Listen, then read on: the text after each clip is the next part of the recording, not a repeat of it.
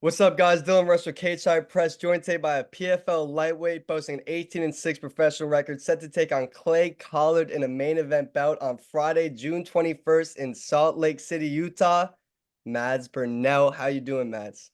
I'm good. I'm good. How are Good. you? I'm doing good, man. You A look little, good with a the little bald. rush. A little rush. You look good with the bald head, bro. Has anyone ever told Yeah. you you look like a young Goldberg? A couple.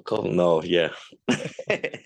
You've been in Utah for a few weeks now, right? You had Dennis Davis, of course, your head coach out there with you. Biagio Ali Walsh, a PFL lightweight, has been out there with you. I know Blake Monty's coming out soon. How have these past few weeks in Utah been getting used to that altitude? It's been good. We've been going to this gym at Gima as well. They've been super cool to us, training with the guys down there, and training with the Brian Searcher is out here, and Cosio is out here, and Sadibu and Alex Polisi and Kyle Ebrickson. So we got quite a few guys out here. So it's cool. So And Utah's beautiful. Damn. Utah's beautiful. Oh yeah.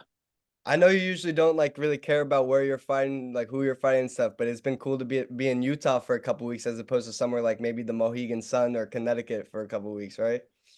Mm, yes and no, because I'm the type of dude. Then I see it like maybe 2 days. I'm like, okay, on to the next. Like I'm tired of being here.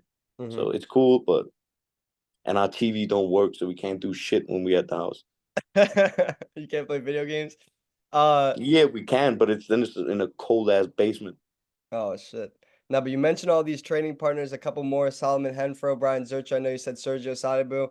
How cool is it to have that fight week camaraderie? Like, I don't know, like a lot of these guys that fight, that train, they come out on these fight weeks and they're alone, or they have like two people with them, sometimes only one person with them. How cool is it, or how grateful are you to train at such a dope gym with all these different fighters and high level training partners?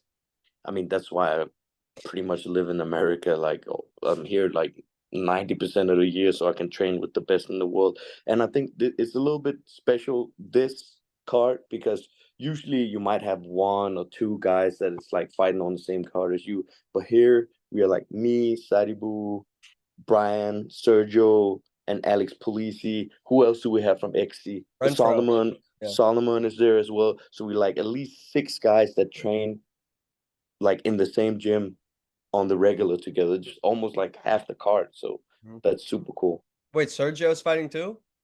Yeah, he's fighting Anthony Romero. Oh, he is. Oh, shoot, Yeah, that's a good fight. Okay. yeah. And you mentioned the gym out there in Utah. What can you tell me about Court McGee? How it's been to train with him, train alongside Court McGee in Utah? I mean, he's been taking super good care of us. Cool as fuck. Like, yeah, nothing but good shit to say about him. He's a Mhm. good cat.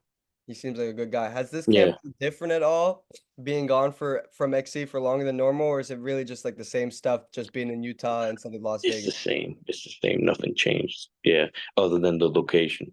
Hmm. So you mentioned a bunch of times how you felt so good at lightweight going into your last fight, being out there in the cage in your last fight. Do you plan to stay at lightweight for the rest of your career? I know that's a long time, so maybe just you envision staying at lightweight for the next few years. Man, I don't know if it's probably yeah, because I feel so much better. And but the main reason for moving up was because it was at lightweights and it was a tournament, so I would have Season. to make weight often. But now when I've fought lightweight, I feel so fucking like sharp and strong and way better. So I pretty literally like making 45. It's some people say, "Oh, I feel sick." I'm literally sick making 45, throwing up and all that shit. So yeah, it's great being at 55. And if you get, would you say like I don't know from experience, but like would you say that if you make 55 last fight, this fight, say two or three more fights going forward, wouldn't it be a little bit harder to go back to 45 after getting maybe a little bit used to 55? Oh yeah, of course, and especially now I can kind of eat what I want Hmm. in moderation and train hard and then make 55. But we're all different. There's some people like I've been talking with my nutritionist as well. Like there's some people they can cut loads of water in a short amount of time and they recover well, and then there's other people like me. I can't cut that much, and then I just have to do another weight class. Hmm. Hmm. Yeah, I got the yeah. Gordon Hayward Utah jersey on right now. That's Have you yeah. gotten any basketball jerseys while you've been out there? I have, I have. I've been walking around town looking for this Stockton one, and I finally got it. It's You funny, got like it? all the stock. There was a lot of stores where they only had stocks in like small, extra small. They were like taken away, but you could always get Karl Malone in all sizes, all colorways, everything. It's funny, right? How it works. I was even fucking with him. So, oh, it's funny how nobody wants the Karl Malone jerseys out here. It's like, yeah, man, you fuck up. Did you get a Karl Malone jersey? Fuck no. Uh, yo, Dylan Rush versus James Minstry. Who you got? It depends on what we talking straight boxing. We talking jujitsu. We talking MMA. What are we All talking right, about? let's say boxing because I know if it's MMA, he's gonna kill me I on the. mean, you're a New Yorker, so you got hands. You grew up doing hands. So I'll put my money on you in boxing.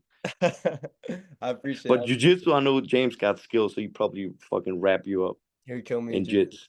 No Yeah. doubt, no doubt. And you guys are about the same weight class. I think you guys should try to get on like a Misfits cards or some shit. Misfits You could or be the you could be the co-main event to like the next Page and Sand fight or some shit like that. But what about Fight Circus? You know, Fight Circus is out there in Thailand. He's always in Thailand. Have you heard of that when they have like all those I, crazy, stupid fights? wasn't that the shit where Mota was cornering that D'Lo? I don't think Moto is in Fight Circus, but I feel like Moto could be in Fight Circus. Probably. Yo, speaking of Mota, has Mota helped you a lot with this camper and maybe not as much? Fat fuck have hurt his hand from yanking his meat too much. So no, he hasn't helped me too much. He's been out a little bit. Yeah, I heard he had that wrist cramp of the same movement over and over again. And he's Yeah, cramping up. motherfucking Uh, nasty. so we spoke. We haven't mentioned this fight too much yet, but Clay Collard, of course, we spoke about what a banger. Me and you spoke about what a banger this fight would be, even like months ago, way back before the contestants for the tournament were even announced, right? So how happy Yeah, are you so far with the PFL and the matchups you've gotten now fighting in a main event spot in only the second fight with the promotion? I mean, I can't complain. And like you said, I feel like as soon as people heard that Bellator and PFL was like merging, then everybody, oh man, you versus Clay, you versus Clay, you versus Clay. Everybody's been in my, oh man, that's a banger fight. So, That was well, me. here it is. Hmm. Here it fucking is. So let's go. Yeah, I'm hyped. Oh yeah. And what about of course Scott Coker seemed like a pretty cool boss. I got to talk to him a few times. He was a really nice guy. But Ray Cefo's a guy that's got it in there, K1 legend, just fighting legend in general. What is it? How is it to work with Ray Cepho, work for Ray Cepho? Oh man, it's great working with Sefo, and especially because he has been a fighter at the top level himself, so he understands the fighters like how we think and how it is being in there. So like, yeah, Sefo is a great boss, and yeah, I'm happy that he's my boss. Like shit, I can't complain. I'm super grateful. Yeah, I saw him this week. I mentioned you and Nicholas Mota. He laughed about the Mota fan club, so we might have to get Yeah. in the Mota fan club one day. What can you tell me about Jacob Kondrup and FFP Media? What are some of the things you guys are doing behind the scenes and like you guys making a vlog for this fight camp? Fuck, I ain't doing shit behind the scenes, to be honest. Everything what you see is what you get. It's just Jacob. Yeah, he's like, oh, should I film something? Like, yeah, he's filming some shit, but he is actually just not just he is the nutritionist, but then he has a hobby of like with the camera, and he's fucking talented at it. I gotta give him that. Like, he literally just bought a camera a couple months ago, and he's already doing it up. So why not? Hell yeah, man. That's dope. Yeah. I don't want to make this too long an interview because I want to have stuff to talk about next week, but I got a couple more questions for you. So this one's important. Fighting is very physical, of course, right? But it's also a very mental game. Coming into Clay College hometown for this fight, are you worried about any mind goblins getting to you? I don't give a fuck. You didn't even hear what I said. Because you were so My Goblin. Yeah, man, fuck you. because you were already hating the question from the start, talking about how many times you think. All right, let me change the question. How many times next week do you think you're gonna get asked about fighting in Clay College hometown? Probably a lot, but you know what I'm gonna do? Probably I've thought about this media day. I'm gonna start a media sitting down. I'm gonna be like, if anybody has questions about how do I feel, what do I think about my opponent, how do I feel fighting in fucking Utah in his hometown, or how was the weight cut, then just don't ask me. Yo, Just don't ask me. you should not Ask ask me me like, that. oh, just ask me like, oh, like what's your favorite meal, or what album is better, Get Rich or Die Trying, or All Eyes on Me, or like, who do you think is gonna win the NBA this year? Ask me some shit like that. Don't ask me these fucking corny ass questions. How is camp been? Shut the fuck up. It's a camp. Ask me some fun questions. Ask me something else. All right. In the spirit of that, I got some questions for you. 5 quick ones, real quick. All right. You ready? Speed round. Best Yeah, stand-up speak on. comedian right now. Best stand-up comedian right now. For real, I would just say Dave Chappelle. It doesn't matter if it's right now, 10 years ago, whatever. It's Dave Chappelle. All right. Forget right now. Just all time. Best rapper. Fuck out. He's not my favorite, but the best, in my opinion, is Big L. I knew you were going to say that. Uh, Yeah, best TV show or one of your East, favorite. One of your. Eastbound and Down. What's it called? Eastbound and Down. I never even heard of that. What is that? No, it's about this dude named Kenny Powers who used to be like a great player in MLB, and then he starts like partying, snorting coke, and do all kind of fucked up shit, and he's just a straight asshole. But it's a super funny show. It's a TV show. Yeah, it's a TV show. Eastbound and Down. Will Ferrell is in it, and I Oh, can't wait, that's remember. the one with Will Ferrell standing outside that house? Is it that? No, that's the one. That's the one where there's the two dudes arguing, and then Will Ferrell is in the middle with some blonde hair, and he's like, Yes. "This came to me in a dream when I was making love with my wife Donna, and my little boy Gabriel walks in, and Donna's like, no, and I'm like, Donna, stop, let the boy watch. He need to learn Yes, how I yes, learned yes, from my yes. father." That's Yeah, it. that's that show. Yo, that's funny. All right, I'm gonna check that Yeah, one out. yeah, that's Two more quick ones. Best WWE announcer. fucking. There's only Jim Ross. I can't even mention others Triple than H, you him. know, good son of a bitch. Yeah, I hope Dan Hardy or whoever is gonna commentate this one when I win and I'm on the mic, I'm like, I have the future, and then I hope Dan Hardy is going, nah, you're no good son of a bitch to me. You know, good son of a bitch fast for now. That'd be good. We gotta tell Yeah. it. All right, this is a random ass question that an Australian photographer said to me, and he was like, maybe you should ask in an interview, and this is gonna be the first time I ask it. It's very random, but if you could fight anybody in history, anybody, celebrity, guy, a war person, this guy, that guy, someone said Genghis Khan, one person said freaking Freddie Mercury, just random, who would it be? Anybody. Fuck. That's a tough question. You could just I think it would be Dan Henderson because I would like to have I hold him in such high regard that I would like to have him on my record. You that know would be what I mean? yeah, Yeah. that would Probably be a Dan good name Henderson. on the resume, Dan Yeah. Henderson. Yeah. I mean, you're a fucking bad motherfucker. You sitting at the cookout and you'd be like, yeah, man. Yeah, back in the day, I smacked Dan Henderson the fuck up. What, for real? Yeah, that would be cool. Just at the cookout. I got two more for you real quick. Uh, I know you're full focused on college and the lightweight tourney, but this is just asking out of curiosity.